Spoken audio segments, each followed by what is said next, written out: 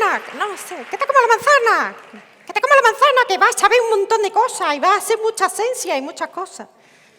¿Qué ha dicho el Papa de la barba que no? ¿Tú le vas a hacer caso al Papa de la barba? Que te coma la manzana. Bueno, ya veremos. Vale, ella se dedica a la pobreza y a la exclusión.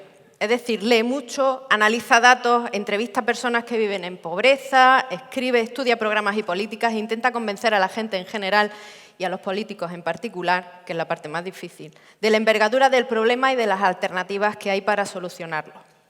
Desde hace un par de años está más centrada en la pobreza infantil, trabajando por el no sin evidencias en este campo. Trabajó durante 10 años en la Red Europea de Lucha contra la Pobreza y desde hace 2 años trabaja en Save the Children. Ella nos va a hablar de MENA, de aporofobia, de percepción y anumerismo y de cómo desbancar mitos, porque como ella misma dice, que ningún niño se quede atrás, leñe. Gabriela Jorquera, en el final del viaje. ¡Te como la manzana! ¡Te como la manzana! ¡Te como la manzana! Buenos días. El final del viaje. Esta es una ilustración del dibujante Macox que está basada en una historia real. El protagonista, cuyo nombre no conocemos, pero sabemos que tenía alrededor de 14 años, que venía de Mali en una patera y que murió el 18 de abril del año 2015. Conocemos algunos retazos de su historia a través de Cristina Cataneo, una médico forense del Laboratorio de Antropología y Odontología Forense de Milán. La doctora Cataneo, en su libro Náufrago sin rostro, cuenta que el cuerpo de este niño les llamó la atención porque era mucho más pesado de lo que cabía esperar. Cuando lo revisaron se dieron cuenta que había cosido en el interior de su chaqueta su libreta de calificaciones con sus excelentes notas, pensando probablemente que esto mejoraría sus posibilidades de entrar en Europa. Esto es lo que muestra la ilustración, a este niño mostrando sus notas a los habitantes del fondo del mar. El pulpo y el tiburón le dicen, todo 10, wow, eres una rara perla. Una rara perla también es este niño, cuyo nombre estoy segura todos conocemos. Es Aylan Kurdi, el niño sirio que murió en el año 2015 también en una playa turca y cuya imagen recorrió el mundo entero. Y esta es la primera idea que os quiero transmitir con fuerza. Este es nuestro mayor drama, las miles de vidas de niños que hemos perdido en estos años intentando llegar a la frontera. Yo os vengo a hablar del final de otros viajes, de aquellos que sí han llegado, pero cuando hablamos de los niños, las niñas extranjeras que han llegado solos a España, se nos olvida una palabra, son los niños que han llegado vivos a nuestro país. ¿Por qué han empezado este viaje tan peligroso? Son muchas las razones y es difícil explicarlas todas, pero algunas pistas nos las puede dar. Mirar los países de donde vienen. Este es un mapa que muestra el grado de desarrollo del mundo. Los colores más oscuros representan el nivel de desarrollo más alto, los colores más claros el nivel de desarrollo más bajo.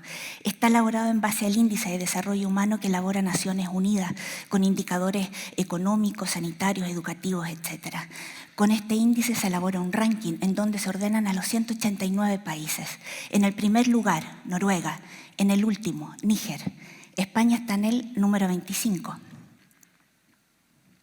Marruecos, de donde vienen 7 de cada 10 niños extranjeros solos que llega a España, está en el puesto 123. Guinea. En el año 2018 llegaron 1.100 niños de Guinea, está en el puesto 173. Argelia, en el puesto número 82. Mali, de donde han llegado 580 niños en el año 2018, está en el puesto 184 de 189. Estos niños vienen de países golpeados por la sequía y el cambio climático, por la pobreza, con altísimos niveles de analfabetismo, de desempleo, en países caracterizados por la represión y por la corrupción. Pero les llega información de cómo se vive en Europa y sueñan con poder llegar, ponerse a trabajar, ganar dinero y salir de la pobreza y sacar de la pobreza también a sus familias. Por supuesto, esta información no les prepara para el viaje que van a tener ni lo que se van a encontrar al llegar. Otras razones son aquellas que impulsan a los niños y niñas que huyen de sus propias familias, son víctimas de maltrato y abuso sistemático, que viven en países de una enorme fragilidad institucional que no les van a proteger. También huyen aquellos niños que les persiguen creencias que les condenan a muerte.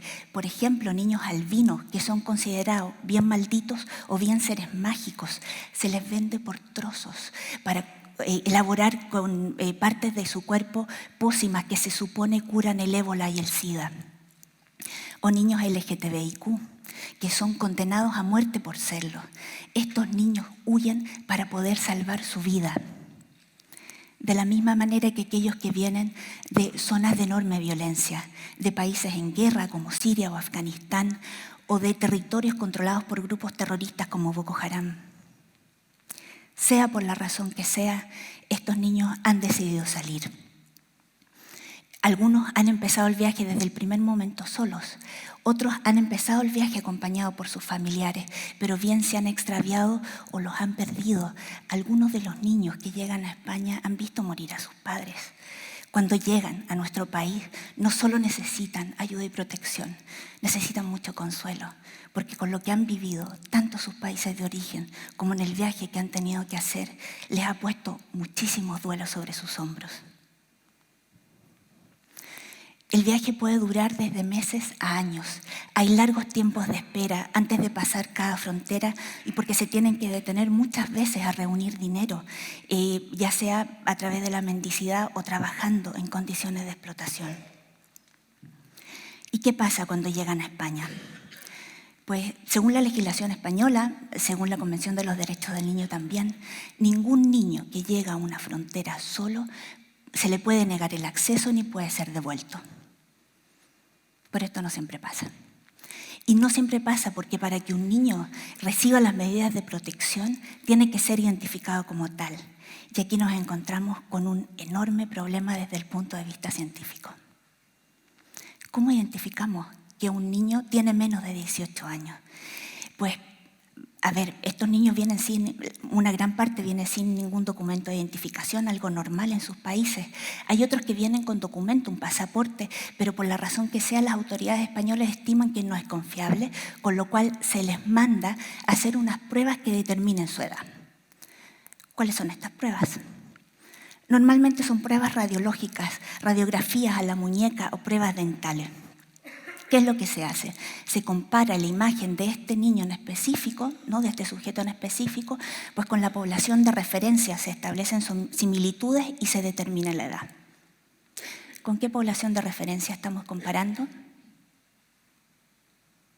Con las nuestras. Estamos asumiendo que el nivel de desarrollo óseo va a ser igual independientemente de dónde hayan nacido los niños, independientemente de los niveles de nutrición, de atención sanitaria, de nivel de vida que hayan tenido, van a ser igual. Y esto es mucho asumir. En este estupendo artículo, Gregor Knoll hace un repaso hacia todos los argumentos legales y científicos que se han acumulado en contra del uso de estas pruebas, Junk Science. Uno especialmente interesante que realizó Mansúbar en el año 2014, lo que hace es comparar a 4 grupos étnicos y mirar la fiabilidad que tienen estas pruebas dependiendo del origen étnico, caucásicos, hispanos, asiáticos y africanos. El autor concluye, y además esto en consonancia con otros estudios anteriores, que las pruebas tienen, con un margen de error amplio, pero tienen fiabilidad para caucásicos y para hispanos. Recordad de dónde venían los niños que están llegando a España solos y a quienes estamos aplicando estas pruebas. En niños africanos, asiáticos, no es posible aplicar este tipo de pruebas.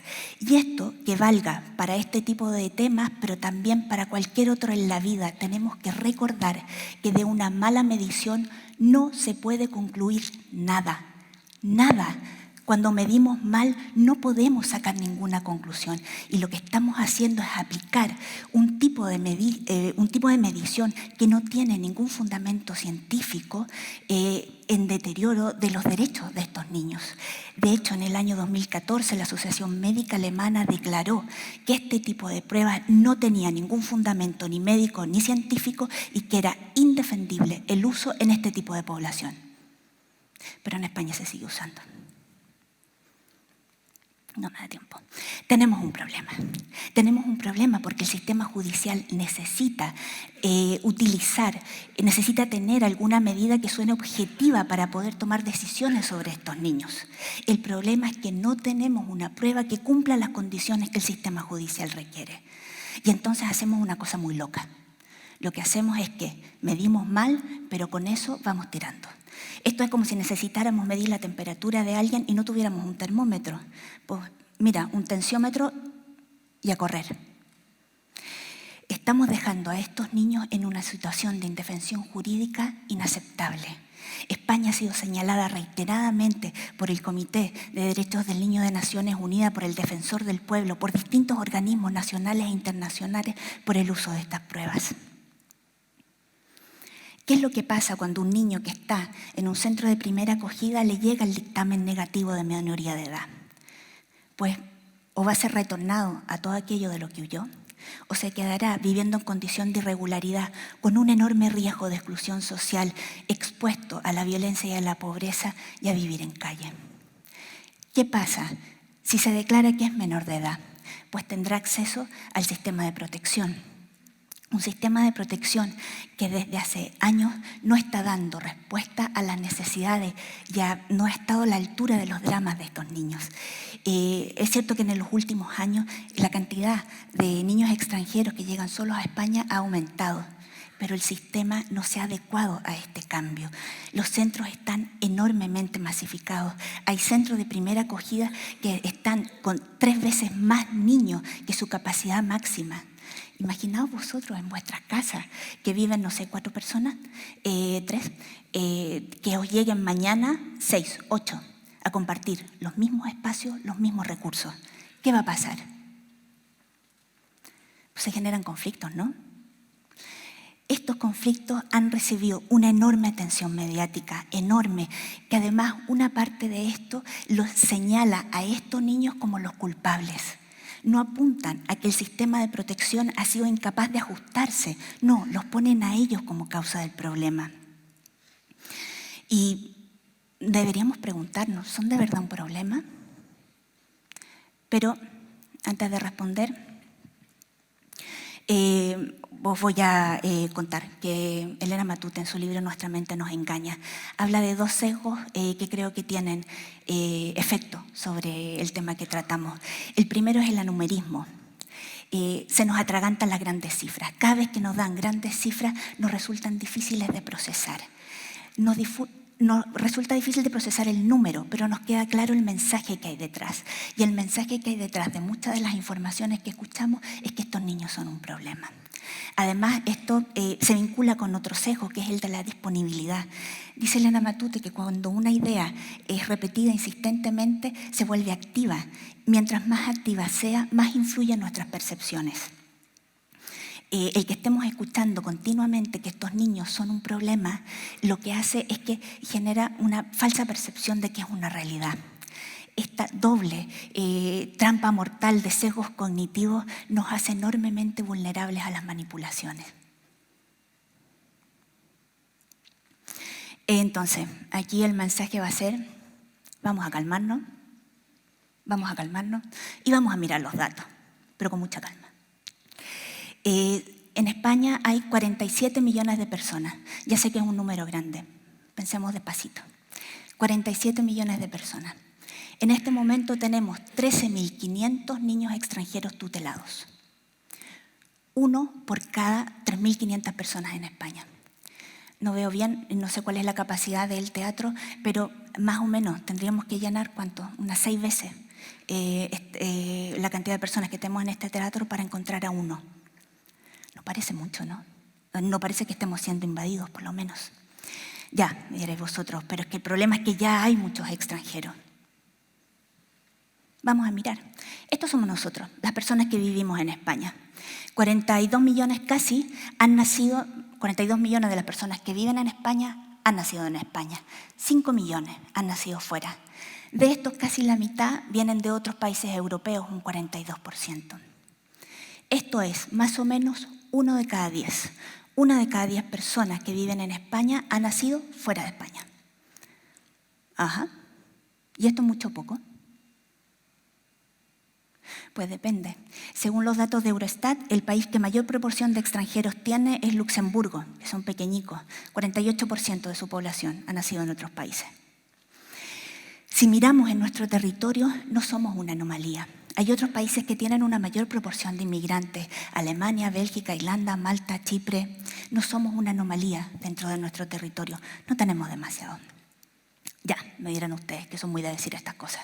Pero el problema son los irregulares, ¿no? Mucha gente entra irregular a España. Según los datos del Ministerio del Interior, para el año 2018, un 1% de los extranjeros que entraron en España entraron en condición de irregularidad. 1 de cada 100. No parece tampoco que sea una invasión, ¿no? No parece que sean tantos. De todas maneras, con el tiempo, la mayor parte de estos se regularizan, con lo cual, nuestro problema, y en esto quiero insistir, nuestro problema no son los números. Nuestro problema no es que tengamos una gran cantidad ni de extranjeros ni de niños extranjeros que han llegado solo a nuestro país. Esto ya nos ha pasado. En el año 2015, con el drama de los refugiados sirios, se generó una enorme polémica y conflicto por la cantidad de refugiados que estaban entrando. En un territorio en donde vivían 511 millones de personas, entró 1 millón de refugiados. La mayor cantidad de refugiados del conflicto sirio los acogieron países de su entorno, Turquía, Líbano, Pakistán, Jordania. No, la mayoría no llegó aquí, de hecho fue una parte pequeña para 511 millones de personas, 1 millón, y se generó un tremendo escándalo. Esto es exactamente igual a lo que está pasando ahora. No es un problema de números, y en esto quiero ser muy insistente. No es un problema de números, no es una gran cantidad de niños. El problema está en el sistema de protección. Tenemos un sistema de acogida que no está dando respuesta a estos niños.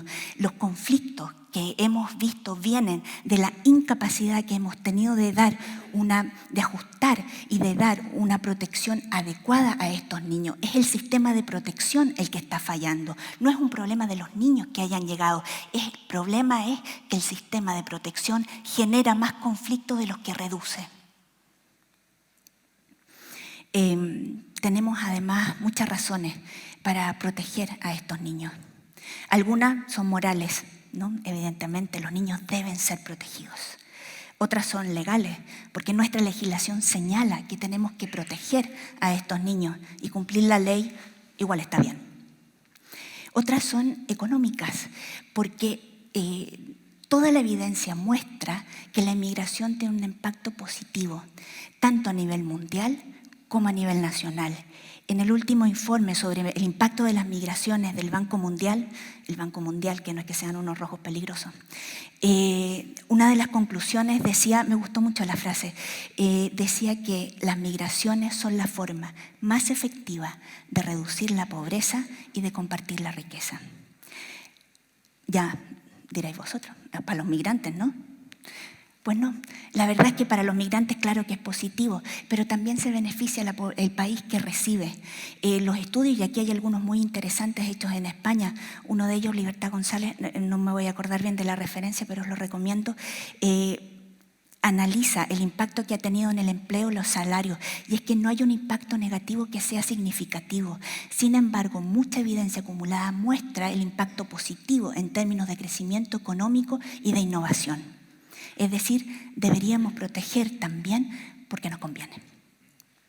Nos conviene también, según estos otros rojos peligrosos, el Fondo Monetario Internacional, que señala que España, ha dicho que España para el año 2050 va a necesitar 5 millones de extranjeros más si quiere sostener su estado de bienestar. Sé que también hay razones que benefician a quienes estamos aquí. Y por último, hay razones que tienen que ver con la coherencia y la solidaridad histórica, porque hasta hace unas pocas décadas atrás eran niños españoles los que salieron, por las mismas razones por las que hoy están llegando niños extranjeros aquí. 30.000 niños españoles fueron evacuados durante la Guerra Civil.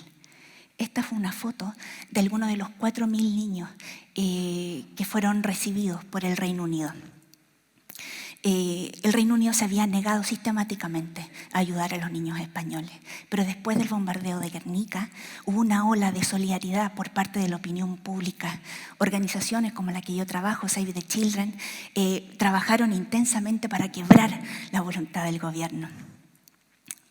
Reino Unido dijo que sí, que los aceptaba, pero que se negaba a financiarlos. Bueno, pues se financió, llegaron 4.000 niños en un barco para 800 pasajeros, llegaron 4.000 niños a Reino Unido, que se quedaron hasta que comenzó la Primera Guerra Mundial, pues, y el territorio no fue seguro. Pero os quería contar esta historia porque me parece importante recordar que hasta hace unas décadas atrás han sido otros pueblos los que salvaron a nuestras raras perlas, y que esta historia es una historia que nosotros podemos contar, una historia de solidaridad. Recordar además que la solidaridad de los pueblos puede vencer la voluntad de los gobiernos y que muchas veces la opinión pública ha logrado vencer la resistencia de las instituciones. Tenemos que preguntarnos qué historia queremos contar de esta parte que nos está tocando vivir. Si queremos una historia de estigma, de exclusión, o queremos una historia de acogida, de inclusión y de solidaridad. Y por último, solo recordar que son niños, son niñas, y los niños siempre deben ser protegidos. Muchas gracias.